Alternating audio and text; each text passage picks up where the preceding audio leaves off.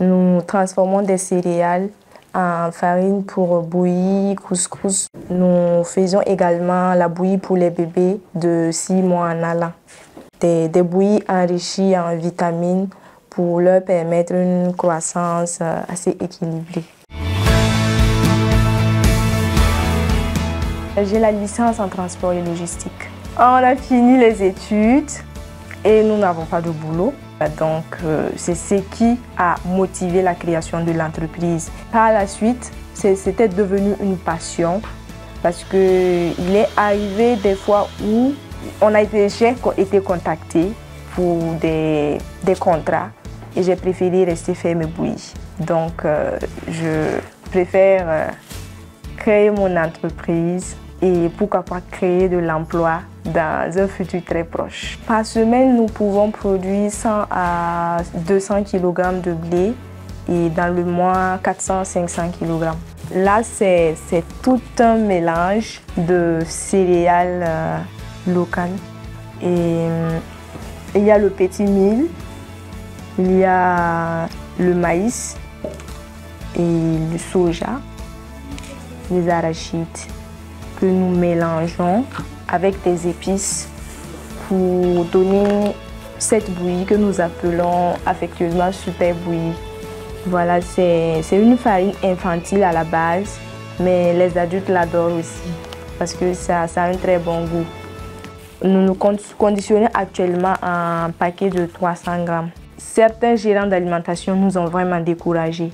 Il y a de ces moments, tu te demandes si ton produit même a de l'avenir dans ce pays-là.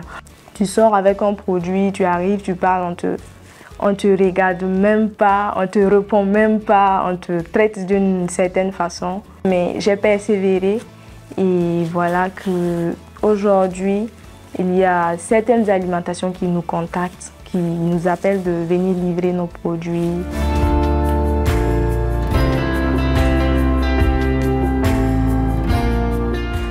Ma bouillie préférée a été créée en 2020. Nous avons commencé avec une production de 20 kg par mois, de petites productions vraiment. Et pas parce que la demande n'était pas assez forte, mais parce que les moyens étaient limités. Donc il fallait aller chercher, venir produire.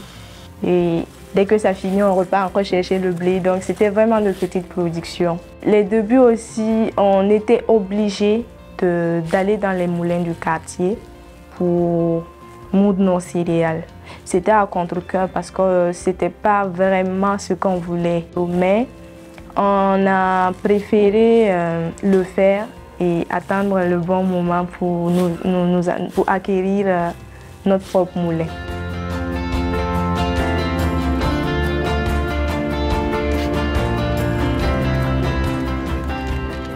Je l'ai connu par l'intermédiaire de certaines personnes.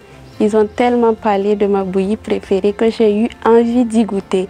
Bon, je dis bravo à Madame Sawadogo, voilà, pour son idée géniale, voilà, parce que ça nous avantage tous, voilà, et je la félicite encore.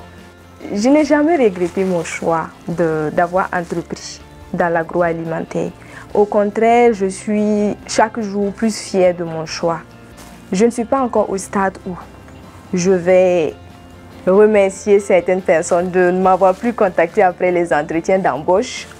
Mais je pense que au stade où j'en suis, je recrute aussi des personnes et j'espère pouvoir moi aussi créer de l'emploi.